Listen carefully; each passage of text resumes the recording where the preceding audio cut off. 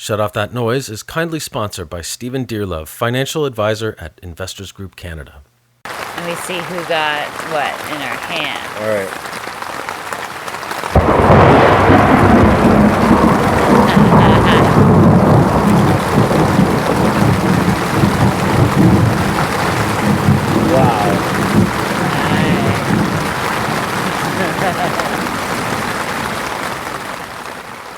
Well, hello, and welcome to Shut Off That Noise, Season 2.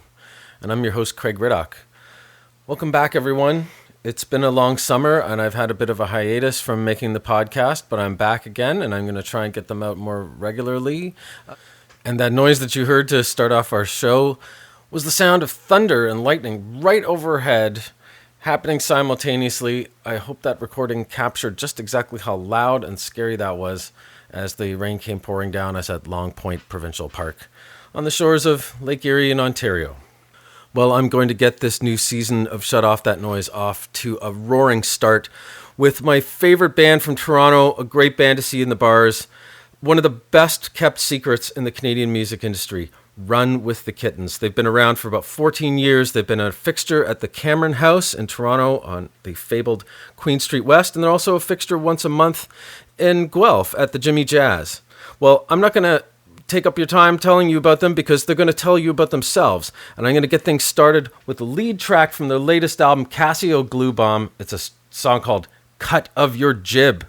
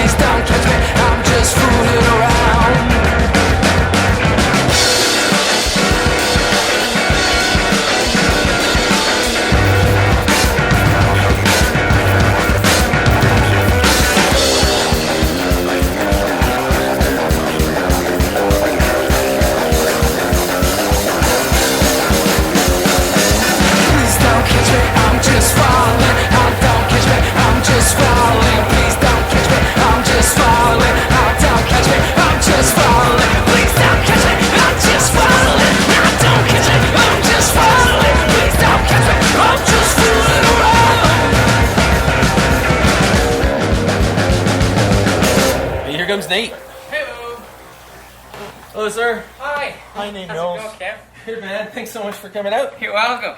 I walked. And it was raining and sun shining at the same time, the whole time. Yeah, I just said I went out for... half of you is wet and... Yeah. I just went out for a smoke and it's just pouring rain and super sunny sky. Yeah. And the east is just like... What is That's happening? Nigel. Yeah, I know. That's what happens. You wear these raincoats. They only come to such a certain level. Then everything else. You need to get yourself a good cowboy duster, man. Yeah, I do. You're right. That's what those tassels are for, too. Those tassels wick the water away. Is that what they're for? That's what they're for. They're not just for smoking So they dope don't- in periwinkle. but they're actually for water. It's like an irrigation cup. Totally. That's cool. All right, well, the membership of Run with the Kittens consists of one Nate Mills on vocals, guitar, synthesizer, and percussion. He also writes all the songs.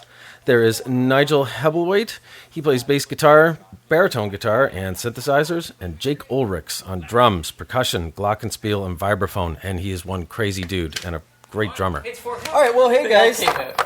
Thank you so much for being on Shut Off That Noise. I'm really pleased you guys are on my first episode of Season 2. Nice. And it's going to be like a 1 hour episode. Usually it's 30 minutes, but there's a lot of ground to cover here. First of all, we're at the Cameron House, which is kind of like home to you guys. Yeah. So tell me about that. How did you guys get started here? What, like a 12-ish years ago? Yeah. Nigel worked here, Yep. right? Really? Yeah. Holy shit. This would be educational for all of us, I think. I wasn't in the band at first. That's so right. That's why I just That's asked right. that Oh, really? I question. didn't know that. I didn't know that. And they'll probably say But a things four- that I don't know or remember. But you were a 4-piece nonetheless. We were a 4-piece. So it started you, James, and a different drummer. Yeah. Well, Okay. James and I kind of formed the band together in university in 99 or 2000. York? Yeah, York. And it was just like I threw him on a banjo and me acoustic, and I played my first show pretty solo acoustic. He came on the last 2 songs with the banjo, and then that really got a big response. So I said, the next time I play, it won't just be me acoustic, it'll be him the whole time with the banjo. So then we were like this acoustic banjo guitar duo for a bit, and then I kept writing songs and more songs, and then James was like, we should really turn this into a band. He dropped the banjo for an electric, and he was in the music program at York, so he had connections to all sorts of musicians. And then our first drummer was Tobias Smith, who was a York University musician, and we had a rotating cast of bass players. Mike Overton was in the band for a little bit, and then eventually Nigel joined the band with Tobias and James and myself. No, never with Tobias. Never with Tobias. Almost. Almost. Right. Andrew Houst is another integral key beginning member who started on bass when Tobias Smith was playing drums. Tobias was very rigid. Even if I started the song, he would want to count the song in. 1, 2, 3, 4. And then I passed me that bar. It was just really, and I like to screw up time signatures and tempos and all, and he was just, well, we can't do that. He was an interesting guy, but he was a metronome. He could drum. He was really great. So he played, and then after a while, we fizzled out with him. Andrew Houst moved from bass to drums, and then that's when Nigel came in Yeah. and started playing bass. And then that's how kind of the 4-piece stayed Did you for find a out while. about Nigel because you played the Cameron House while he was working at Cameron House, and then No, it was the York Lanes Battle of the Bands at the Underground. Oh shit! With Ed Toast, our old band, Right. playing with. It was the Electric Mud, Yeah. or like. We weren't running the Kittens at the very beginning when it was that lineup. We went through the Electric Mud. Tobias was always like, why don't we just call it the Nate Mills Band?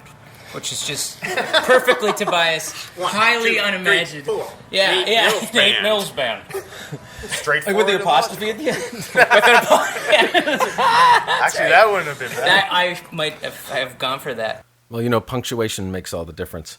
Okay, next I'm going to play you a track from 2005's Run with the Kittens, because it was self-titled.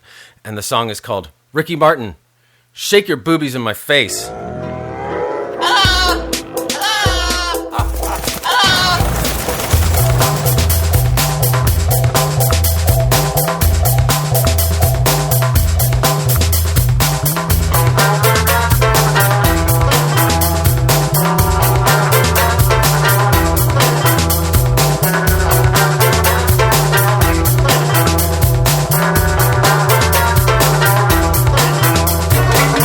Blowing on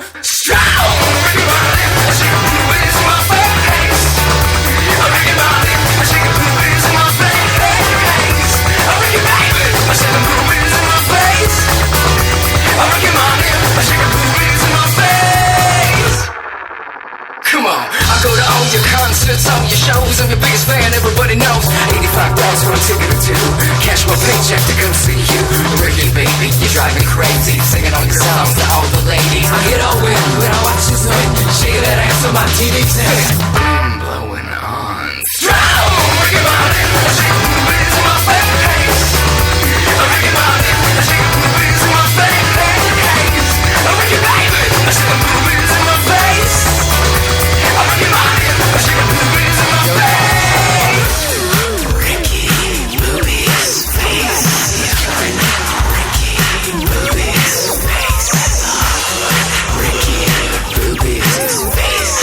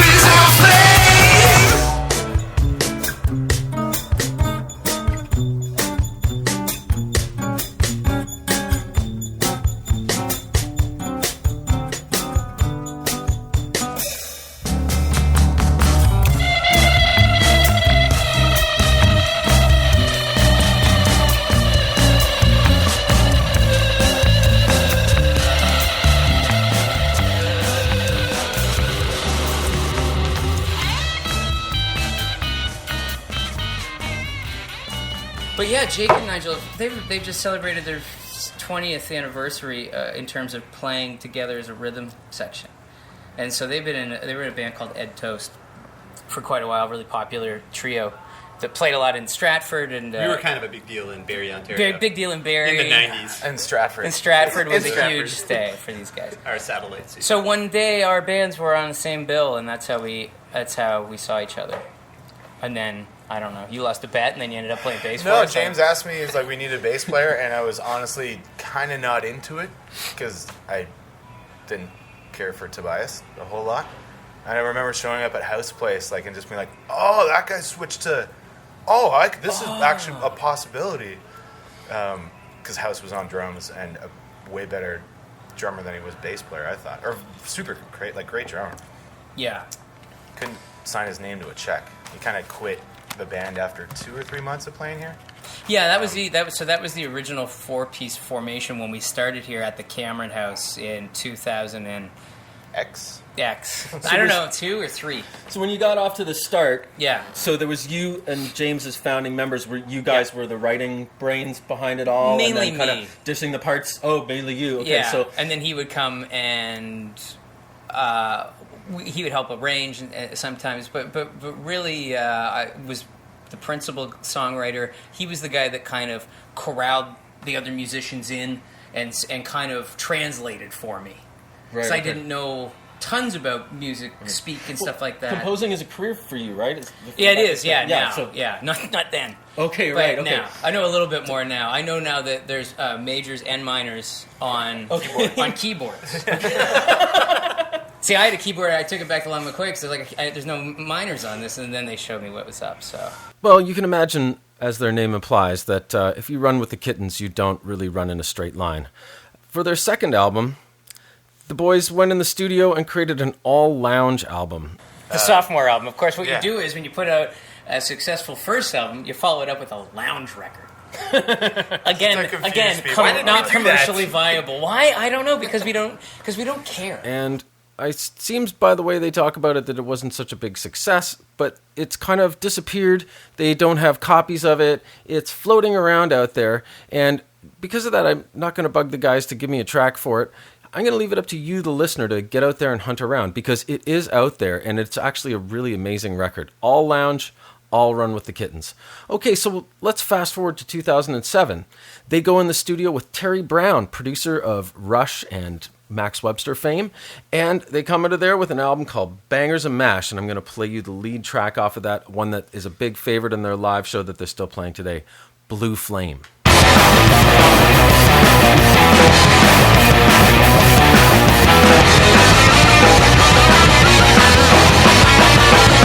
Hey, baby, you got something to say? I'm alright, I'm okay, yeah, like every single day wrong. Hey, can you think I'm doing alright? Wrong side, right side, going like a stick of dynamite.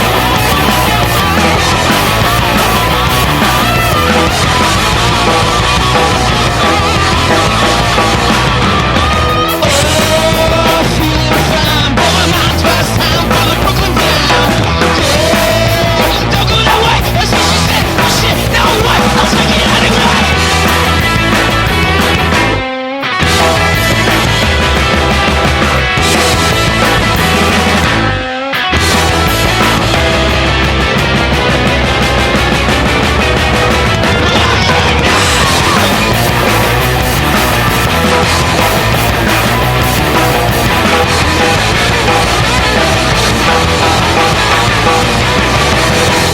But yeah, so Champagne James Robertson. Well, his name was just James back then, or think it was Boobies. Boobies, or 70s, 70s. or he had a whole bunch of nicknames. It wasn't until later on. He in the earned band. them, every one of them.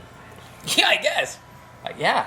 I don't know about I don't know. I came in after he Who was can called say they've Boobies had and that 70s. many nicknames and deserved it? Not a lot, folks. But yeah, so James and I founded the group. I was the principal songwriter. He got the rhythm section together, and we started playing shows, like at the Oasis, which is no longer Holy Joe's. a bar. Holy I think Joe's, that was which my is first gig no with the longer band. a bar. Holy Joe's. Upstairs at the Big Bop. Yeah, the Big Bob. I had to admit to the guys that I haven't known the band for that many years. And, I've never actually seen them play along with James Robertson. I have, however, seen James over at Reposado playing with Spy vs. Spy, and I kind of know him as a real Telecaster master kind of guy. In that regard, I think of him primarily as a lead guitarist.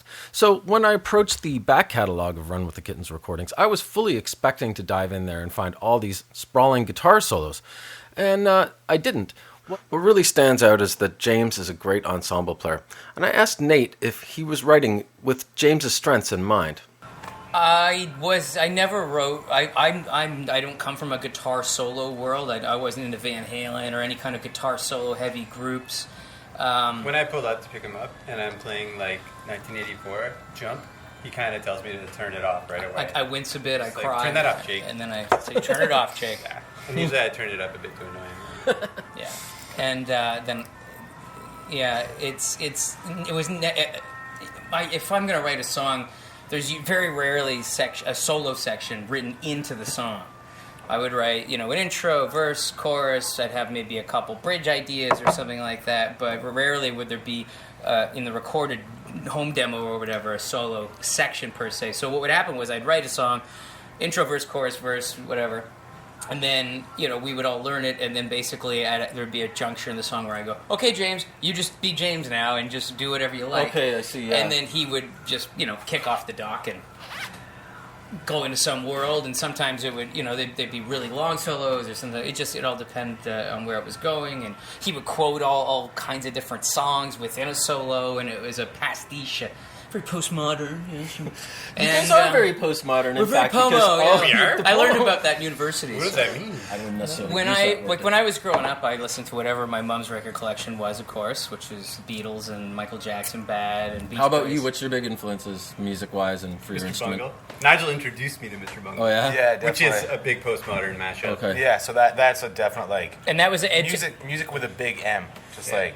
And Ed Right. Toast, Good music, their three-piece band was a very big nod to Mr. Bungle, Right. Naked City. Naked City, like really, like country, within the same song, straight up techno, jazz, country, punk rock, like in one song, without any transition, without regard for any transition, just snap. And Jake, as a drummer, I mean, I've seen you guys half a dozen times live. Like, you are also able to speak in a lot of musical vocabulary. So your influences, who were your band influences? Who were the drummers you listened to? Well, I grew up on John Bonham, playing in my basement, learning how to play drums with my headphones on, playing along to Led Zeppelin albums. And then I met Nigel, and he just opened doors open for me. Like, you gotta listen to Mr. Bungle, listen to Naked City. Joey Barron, great New York drummer. Definitely, yeah, for Jake and I, that New York, like the mid-'90s New York avant-garde scene, for lack of a better word. And, that stuff was big, and that really puts in sort of where, maybe not those bands in common, but that idea that we have in common with Nate, like from the earliest days, of just like anything goes. If it's good music, it's good. You can have a thrash metal song next to bossa nova. Yeah, just like... Now I'm going to give you another little taste of how far and wide the musical palette of Run with the Kittens really is. In the year 2008, the boys recorded Cad Gold Jr., a bit of a departure for them. They really wanted to do something electronic. It worked well for some of us and not well for others. I think at the end of the day, though, Cad Gold Jr. might be one of my favorite releases. One of my favorites. It's also one of Jake's favorite. In spite of, I did not enjoy the process Yes, of making. so... That's probably one of the most vocal complainers. Tell me why you didn't enjoy the process. Oh, well, I just felt I wasn't getting invited to play much drums on the album. Yeah. So Jake, by nature, is a very shitty drummer, should I? No, I'm kidding. No.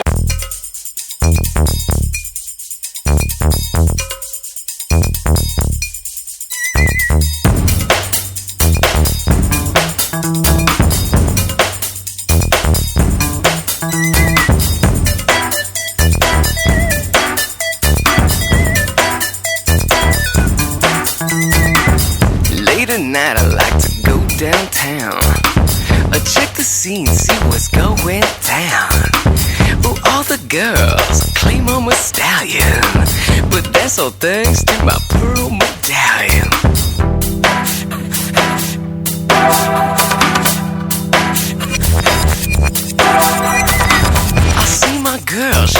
treat me right. She locks me out of the house at night. But the one thing that I don't understand is when she smacks me with the back of her hand.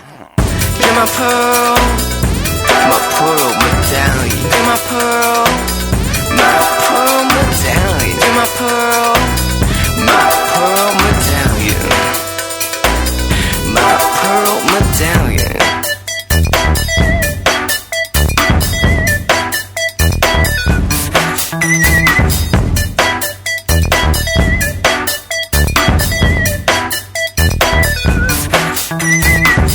Hey, I got just one thing on my mind. Why is true love just so hard to find? No matter how many socks down my pants, no girls wanna dance. You're my pearl medallion. You're my pearl medallion. You're my pearl medallion. My pearl medallion. Let's get crazy. Take time to persuade me. And then change me, baby. Work it, don't get lazy.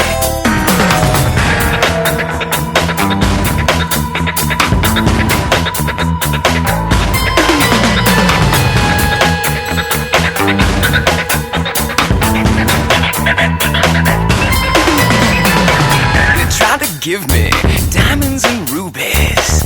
They hand me gold like they think that they knew me. Pour me champagne by the gallon, but all I need is my pearl medallion. You're my pearl medallion. You're my pearl medallion. You're my pearl medallion. You're my pearl medallion. You're my pearl medallion. You're my pearl medallion. You're my pearl medallion.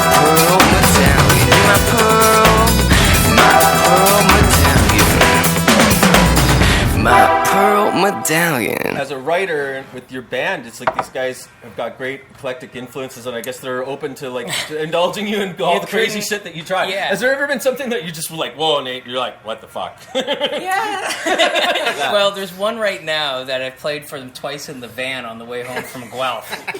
And I'm like I played it once, and in all fairness, it's progressive, I don't know, or just bizarre, or maybe it just musically it's wrong. Okay. But I find a vibe in it. I feel something when I listen to it.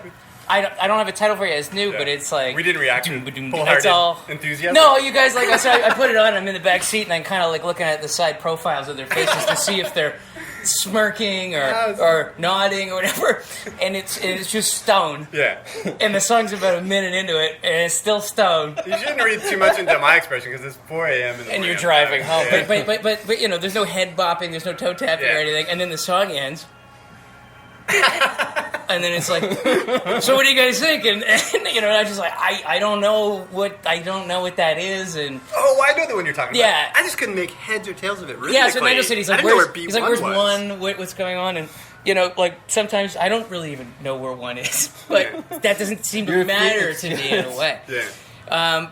So that one, I don't know if that'll ever see the light of day. That's just one example, though, of. But it's not that much of a bother when that happens, because I write a lot. Like I am prolific, and they might not all be good, but there's a volume, you know. So if there's one that's like we don't agree on, there's 3 that we can easily just hash out right on the floor and get. And I think even there's like 199 that we agree on. Mm-hmm. One that like out of the like remember like a few years ago when we had our 10th anniversary show, and actually I went through and wrote down all the songs we had played. It was like close to 200 songs. Because we did a 10 song or 10 set.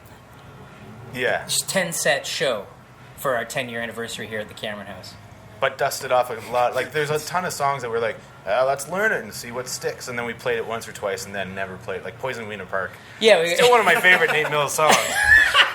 But I think we've played it 3 times. There was an incident in Hyde Park, or one of the parks, where dogs were being poisoned. Some maniac was going in there with hot dog wieners, and he was injecting them with poison and leaving them out. Creepy. Yeah, and so I heard about this in the news, and it really kind of disturbed me. And I just wrote this song called "Poison Wiener Park," and it's a really bizarre musically. I don't even know what the genre. Very topical and local. Right? Yeah, very topical, very local, and like short window of being relevant. We like to honor our hometown culture. Yeah. Come on, baby, let's take a walk through Poison Wiener Park. Let the dogs chew. They don't know what they're getting into. I mean, it's just, and it's not like, it's about this creep who's doing this, in the verses. Anyway, it's a whole thing. But yeah, like Nigel said, I wrote it, we learned it, played it maybe twice. Like once awesomely. Second time was like, well, that's weird. Yeah. And I just never played it and then again. it went and it sat dormant for 8 years. It wasn't her big hit. Well, I'm not sure if this next one is another one from their repertoire that has withstood the sands of time, but it's one that I love. It's also from Cad Gold Jr. It's called "Tell Me to Take It Now." The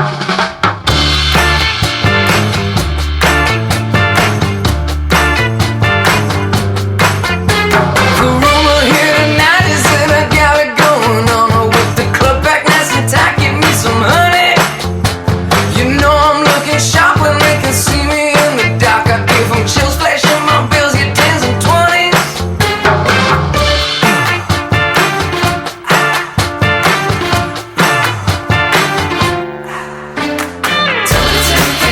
Oh, you know you're such a dirty girl. Oh, you know you're such a dirty boy. Oh, you know you're such a dirty girl. Oh, you know you're such a dirty boy.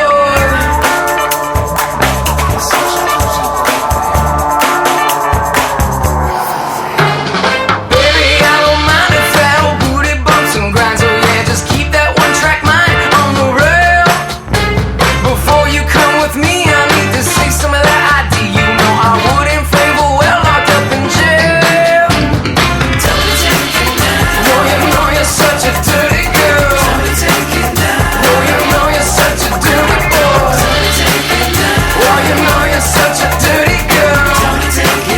Oh, you know you're such a dirty boy.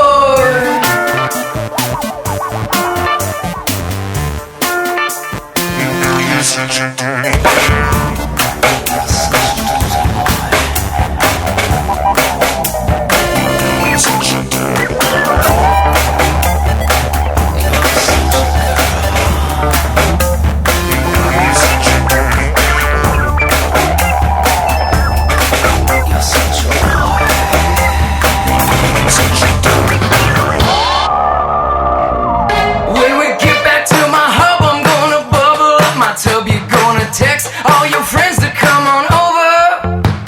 And after drinking games, I'm gonna hear you scream my name. You know I can't get with no girl if she's sober. Oh, you know you're such a dirty girl. Oh, you know you're such a dirty boy. Oh, you know you're such a dirty girl. Oh, you know you're such a dirty boy. Oh, you know you're such a dirty girl. Oh, you know you're such a dirty boy. Oh, you know you're such a dirty girl.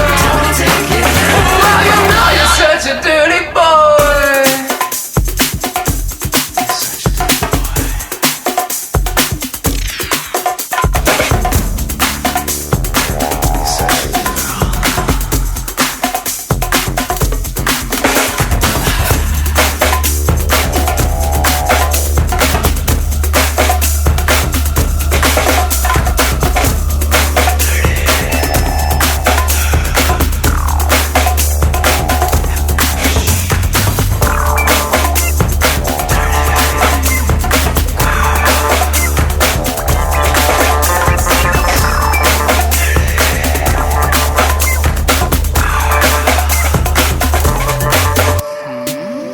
So here we are at the halfway mark of our special edition first episode of season 2, 60-minute episode with Run with the Kittens.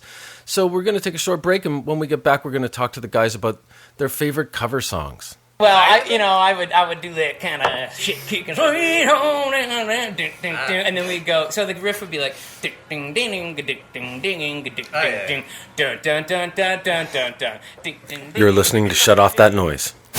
Steve, I understand you want to help first-time homebuyers get into that first home sooner, and you have some financial planning strategies to share with us in order to achieve it. I do. Let's face it, it's a challenging marketplace out there, and first-time homebuyers need every tool at their disposal. For instance, do you think it's possible to save $25,000 in 2/3 of the time it normally would? No. Why not? Well, it sounds too good to be true. Believe it or not, it's actually possible, and it's got nothing to do with getting into risky investments. In fact, what you invest in has little to do with achieving this goal. Seriously. Seriously. So how does it work? If you work, you earn an income, right? Yeah. And you pay tax on that income, correct? Well, I try not to, but yes. Of course. So how about if I told you that you could leverage your taxes? Okay. There's a very simple financial planning strategy out there that your bank will never share with you that will actually achieve your goal much sooner, but you need to be disciplined about it, and you need someone like me to manage it for you. Okay, so what is it? Well, unfortunately, we don't have enough time in the short segment for me to get into any detail. So instead, I thought I'd give a seminar for all your listeners who are first-time buyers out there, where I can get into the nitty-gritties. The good thing is I can actually tailor the seminar to the audience, kind of make it live, so to speak. So if any of your listeners are interested, all they have to do is RSVP to me in order to attend. The skeptic in me still says this is too good to be true.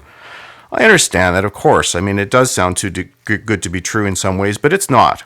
Most people are unaware of the hundreds of different strategies we use in the financial planning world to help people achieve their goals. This just happens to be one of them. We have a fundamentally different approach at Investors Group, and I would love to tell you all about it at my next seminar. I'm Steve Dearlove, financial advisor at Investors Group, and want to help you get into that home much sooner. I highly recommend that you look up Stephen Dearlove on Facebook and make friends. He will tell you all about when his next seminar is taking place, where and when and how.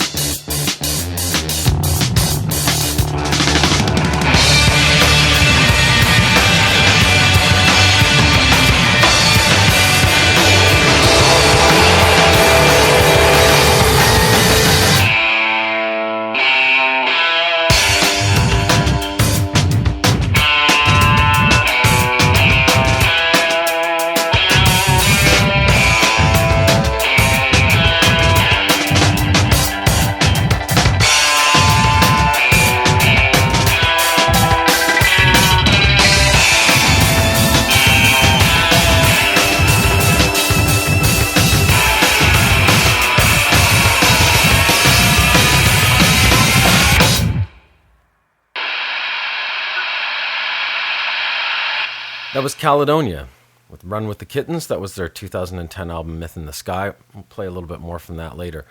Next up, we're going to pick up where we were talking with the guys about their 10th anniversary at the Cameron House. That's right. They've been playing the Cameron House for about 13 years. At the start, they were playing there weekly. At this point now, they're playing monthly. So, for their 10th anniversary at the Cameron House, they marked the occasion by doing 10 sets, one for every year, and they played everything they ever recorded, wrote, covered, and they probably even made some things up. And then yeah, with the 10 sets, 10 year, it was like, well, we're not going to repeat songs. These would be 10 unique sets all in a row, starting at 4 in the afternoon and go till close. And so songs like Poison Winter Park would get dusted off. And Right. We'd really... Because, we had to fill up. You gotta dig deep. You got a lot of time. Yeah. So any cover we might have played through the years, and then a lot of just like really obscure Kittens stuff, yeah. Rebecca tells me a story of one of the years you were at Periwinkle, I think probably the first year where you came back out and played a lot of covers for the audience and in a mocking tone, to say the least. I don't know. Maybe. We don't know a ton of maybe that's covers. how she should have read into it, but... At Sweet Home Alabama? Yeah. Just bringing back a memory? Yeah. We So, played that? well, I would do that kind of shit kicking, sweet home, and then we'd go. So the riff would be like, ding ding ding ding ding ding ding ding dun dun dun dun dun dun dun ding ding ding ding ding ding ding ding dun dun. You know, it was just anyway. I don't know, redneck kind of shit, right? So. Yeah, I mean, I guess I would mock that if someone yelled out Freebird or Sweet Home Alabama, I might like just butcher the first like tiny bit as a total rejection, and then so we could move on and get it out of our system.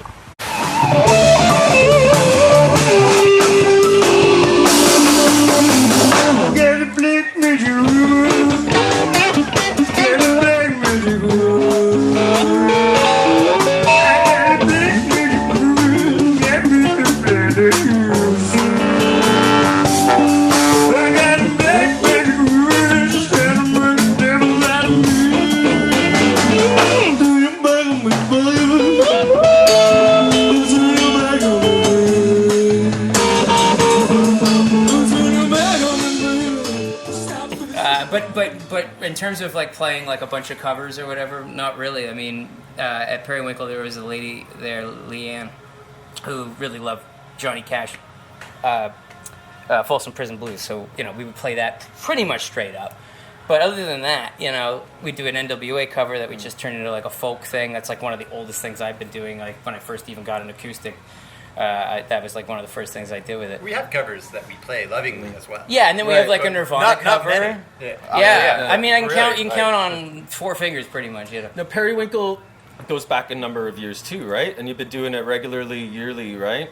Periwinkle predates the Kittens, yeah. It does? Oh, wow. yeah, Okay, yeah, wow. yeah, Okay. yeah. So you must know the people that... I forgot their names that have the property Yeah, there. And then you kind of started out as like an opening act, and then like eventually you guys were like doing like Played Friday the and entire Saturday night. Yeah, the whole thing. Yeah, I had recorded a little album on my own called The Action is the Juice, and I did it on like a 4-track. It's really rough and tumble, out-of-tune banjos, all kinds of shit. And I put it out. Well, I didn't put it out. I burned a few copies. And then I volunteered at the Mariposa Folk Festival one year, picking up garbage. Excuse me. And the Silverhearts were playing. Silverhearts are this really long-standing, still playing, not the original lineup, but at one point like a 14-piece group out of Peterborough. And one of the members in the group was brothers with Rob Reeder. Still is brothers with. Still is to this day, if you can imagine that. So they were playing at the Mariposa Folk Festival one night, and they blew my mind. They were just this stompy, ragtime, like roots, amazing stuff. So I came up to them after, and I said, are you guys going to be back here tomorrow night? I'm going to come back and give you one of my CDs that I made. I'm so excited. Yeah, we'll be here. So I made good on it. The next night I show up, I give them the CD. They take off, and I don't hear hide nor hair. That's it. And then about a month later, I get a phone call. Is this Nate Mills? I said, yeah. They said, this is Tom Reeder from the Silverhearts. I said, oh, yeah. They said, we've been on the road for weeks, and we just listened to this CD you gave us over and over. And I don't know if they listened to it because Was they it the thought... first album? Or? My first Not even the first release. one of your albums. Yeah. Like my own solo release, but had like Live Forever on it, early versions of songs that we'd play, and they just loved it. And I don't know why they loved it. If they loved it because it was good, or if they loved it because it was they thought it was so bad it was good, or I don't know what. Because I listen to it now, it's like nails on chalkboard. But they ended up getting in touch with me and saying, you have to come and play my brother's festival. It's it's just outside of Midland. and they would eat you up. And they told me this popping into my beer store that I was working at on the Friday of that weekend, and there's some guys in the front for you. I come out, it's these guys all dressed in like sheriff's badges, and they all like have instruments, and they're like, "What are you doing after work? Come to this." I'm like, "What? Yeah, you should come." I'm like, "I'm working all weekend, guys." So the next year, a plan kind of came in place where Rob Reeder came to his brother Tom told Rob, "You should go to Toronto, check out the Kittens, get them for your periwinkle thing." Rob came down to the city, saw us, I think at Sneaky D's or something, and he really loved it, and then he invited us to the periwinkle the following year. That was our first year, and I think periwinkle at that point was maybe 8 years into it on its own. Something like that. So we were kind of like this, "Hi everybody, what's going on?" Like new to this, and rough and tumble crowd. You got biker types, all kinds of weird hippies. It was great. And it was the best. We really found a home at Periwinkle. It was either a really small music festival or a giant backyard party. Yeah. Depending on how you looked at That's it. Like right. It wasn't a quote unquote real music festival. Yeah. There's no security or tickets or whatever. But it was like a guy with a giant backyard inviting Tell him about that Rob would 300 invite. of his closest friends. Poster. Oh yeah, the best. He gave me a poster one year, and he was like, "Here's a poster for Periwinkle." I'm like, "What do you want me to? Do you want me to put this up at the bar? Like, where do you want me to put this?" I'm like, "Put it on your fridge. If somebody's in your kitchen, if you like them enough and trust them enough to have them in your house, then you can invite them to my place." Well, I think I've got a little bit too ambitious there, promising you 2 tracks from Myth in the Sky. So moving right along, we're going to sample a track from Letters from Camp. That's from 2012, and a song that asks the musical question, how hardcore is your manticore? 1, 2, 3, 4, 5, 6, 7 is the way you count to 7. Now we're naked now. 1, 2, 3, 4, 5, 6 is the way you count to 7. No, it ain't. 1, 2, 3, 4, 5 is the way you count to 7. Plus 2. 1, 2, 3, 4 is the way you count to 7. Plus 3. I was having lots of fun, chilling in the summer sun. Black snow fell from the clouds so loud, and when you came home I had a whole steak cooked. You could eat it off the floor, you could read it in a book. Let me tell you about it. 1, 2, 3, 4, 5, 6, 7 is the way you count to 7. Now we're naked now. 1, 2, 3, 4, 5, 6 is the way you count to 7. No, it ain't. 1, 2, 3, 4, 5 is the way you count to 7. Plus 2. 1, 2, 3, 4 is the way you count to 7. Plus 3.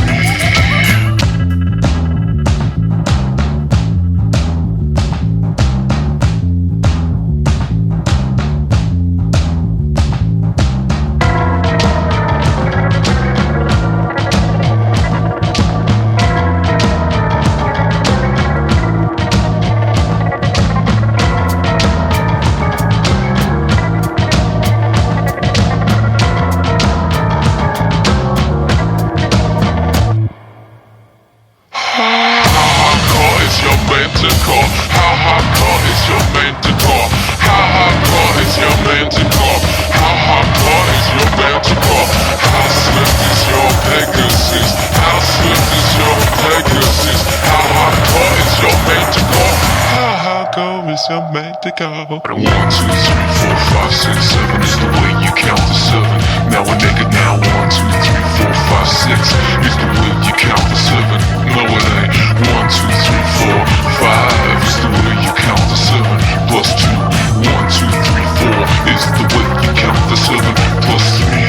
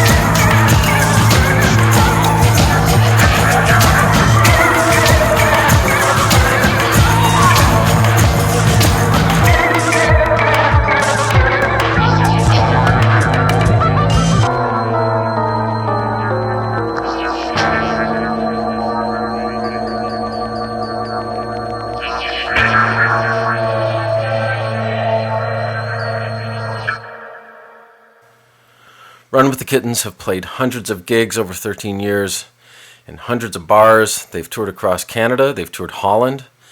And yet they still remain a well-kept secret, as I've said. So I asked the guys if fame and fortune was ever a part of their ambitions. Nothing that Elaborate on that. specific. It would be nice to quit my day job. Other than that, like, I think that's the biggest Yeah. like, a goal of playing music. Of like, if you can actually to support yourself playing music, Yeah. then that's great. Yeah. But I don't like. We never had any ambitions of we're going to be the next whatever. I think like we've been Just hop in a bus and start driving around the country. Yeah, we didn't really suss out much. We kind of started to create and do what we were doing, and if things kind of came our way, they came our way. And if I guess what I'm saying is we weren't that overly proactive about it. Okay. Nigel said before you guys showed up that you had been approached by somebody from a label. But he just sort of said you were great, and he's like, I can't sell you. Like, It was like can at you the walk me agency. through that? Remember that? Where From it the was- agency group? Yeah, it was like, you guys are great. Love, blah, blah, blah. I think it was the agency, but like Yeah. one of the 3 big booking agents in Canada. Yeah. Like either Paquin or the agency or something. But yeah, how like within mid-sentence he sort of went, oh, you guys are amazing. I love your energy and the sound, whatever. And then Nate was like, oh, so sign us to your booking agent. Like, I can't sell you. No, man. I'm sorry. Not commercially viable. Yeah, you're on. Did that hurt? Did like No, it No, was 'cause he- completely or expected. did it just confirm Yeah. and like go, yeah, when we're on the right track? You know, like we got to Kinda, stick to our right. guns. In a sense, I mean, I don't try to be weird for the sake of trying to be weird. It's just kind of these are just kind of ideas We would have had. preferred if they could have. signed Yeah, us, yeah, and we could yeah, have I too, mean, like, we weren't like, yes, Don't get we're- us wrong. Like we went for it for a number of years. Yeah, we tried like- to tour on our own. Yeah, when Yeah. we first started out, it wasn't. We weren't totally nonchalant. When we first started out, we never sat down and had a total conversation of like 5-year plan where we want to be. Yeah. But we definitely had a little bit of piss and vinegar in us where we were just like, yeah, let's get a bus. Play every let's try North by and do it. Northeast that comes. Yeah, through, play every all Canadian this. Music Week. All, we- Yeah, I went through a series of managers and all kinds of stuff, and after a Have while, managers helped, or has it been better to self-manage? managers. Our best manager was our buddy. was a help. Yeah. We had never made or lost so much money when he was managing us. Or sorry, not lost. I should say we had never spent nor made as much money when he So was it all in just charge broke of even us. and canceled itself out. It that what you're was saying? no. I mean, like he would spend a lot on certain things, but then we would get pretty good returns on so that and right. stuff.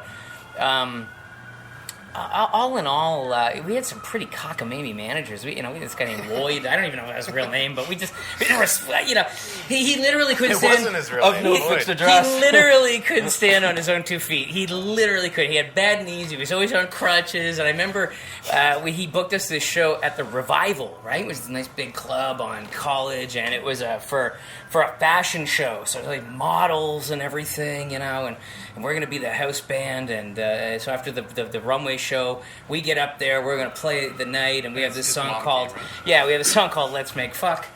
And it's not titled "Let's Make Love" on the record, just to trick people into listening to it. But it's called "Let's Make Fuck," and we get up there and we start playing it, and it's very raunchy and graphic, and Tongue in cheek, raunchy. tongue in cheek. Yeah, I'm doing it from the perspective of like this oversexed hip hop. It's a kind of a comment on the sexuality in hip hop. But our manager's mother didn't see it that way, and she was in the and I think she basically told him to break it off Which is probably better for us in the long run. yeah. But like just a lot of but we've had some good people coming in and out of the organization for sure, and has it gone any further? I don't know. Yeah, maybe. We love just really creating. Like I love writing songs. I love getting together. I love playing. I love performing in front of people, and as long as like we can keep doing that, like we're pretty content. Yeah. That's kind of That was kind of the first goal, and still is. I think, the that's biggest never goal. wavered. Just like come up with cool original music and play it. Okay, here's a little bit of self-indulgence on my part. I'm going to play you my favorite track from Letters from Camp. It's called Better When It's Planned.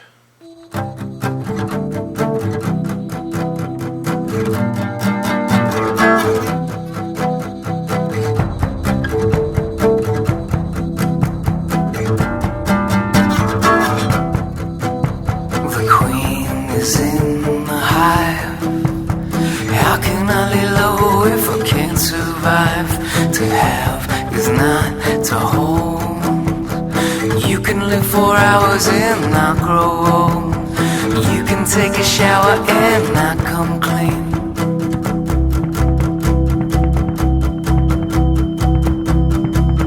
The snake is in the grass. How can I move forward if I can't relax? Two halves is not a whole. You can live 4 hours and not grow old. You can take a shower and not come clean.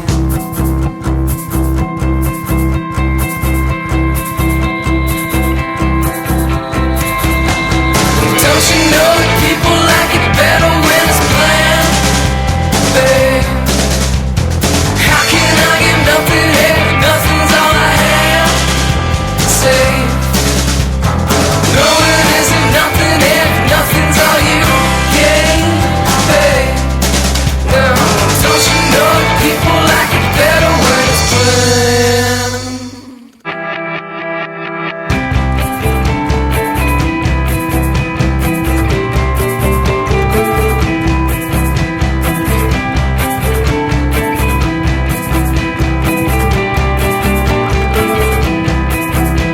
The world has lost its charm. How can I shake hands if I've got no arms? The snake is in the grass. How can I move forward if I can't relax? How can I move forward if I can't come clean? Oh, don't you know that people like it better when it's planned, babe? How can I give nothing if nothing's all I have? Say, no, it isn't nothing if nothing's all you gave, babe. Don't you know that people like it better when it's planned?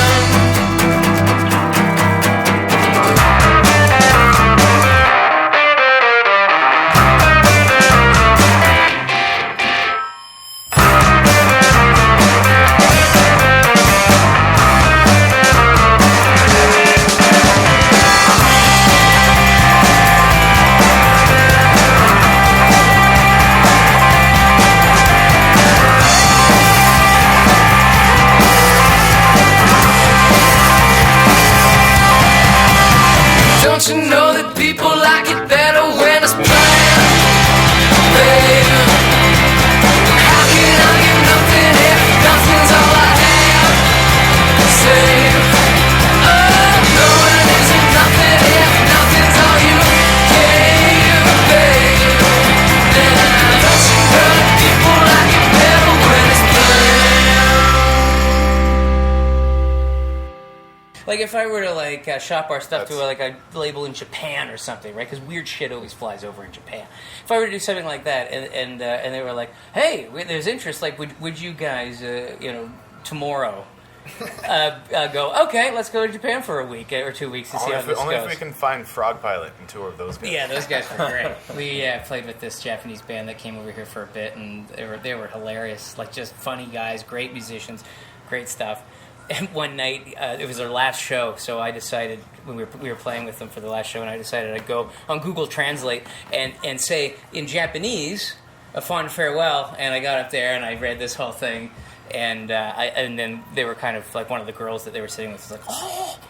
And she was a little, and I guess I said something very disparaging in Japanese. It went a little sideways, and I had to say no, and then I showed them even the Google Translate, and they worked out. Misunderstanding. Nobody got a black eye. Nobody got a black eye, and if we could get in touch with them, if you're listening to this, Frog Pilot, reach out. Do you feel the CD is becoming an obsolete piece of plastic? Did you guys print Casio Glubrom as CDs, or is it just a download? No, that's a real physical... Yeah. Again, Travis Schilling with all the album art on Casio Glubrom, and it's a beautiful painting. I really love that watercolor. Well, the whole package, physical, the tangible double CD package itself it's sharp, it's slick. It looks every time I get Travis Schilling involved, all our albums look so mature and so professional. Totally.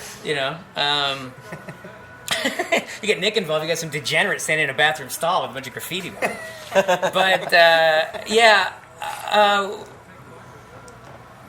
But CDs, we're in a bizarre place. We tried the download card, and people in our demographic looked at it, thought it was a fridge magnet, didn't know what to do with it. Oh, well, what you do is you go to your computer and you turn on your... I'm not doing that. You know what I mean? So that was out the window. Download cards didn't work so well. And vinyl is just way too expensive, and, who cares? And then CDs are still seemingly that middle ground that 20-year-old kids at the show run up and buy it, and 50, 60-year-old people at the show run up and buy it. And I don't think it has anything to do with the medium itself. I think what it has to do with is something tangible they can take from the band and bring home. I think they're lost in the moment. They're caught up in the excitement. We're a really great band live. On record, I wish we could capture it a little more. But our strength is live, and we can hypnotize people and get them drunk. And they will run up to the stage, and they will want to buy something. And I don't even know if they listen to these things, but they buy them because I think it's a piece that they want to take from that night, and so they can at least, maybe when they're cleaning their house someday, go, oh yeah,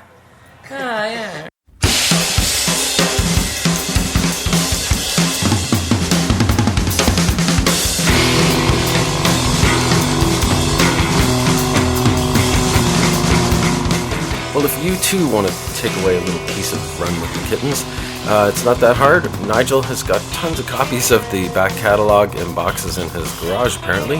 And you can also just walk right into the Cameron House on Queen Street, and they've got CDs for sale of Run with the Kittens and all kinds of other artists that perform there.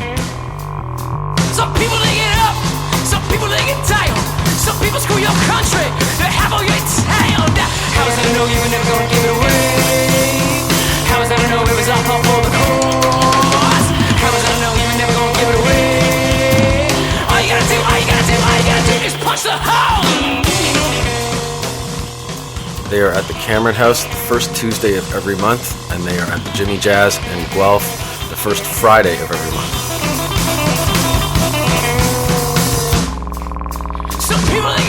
So thank you, Nate, Nigel, and Jake for being on the show. You've been listening to Shut Off That Noise. I'm Craig Riddock. See you next time.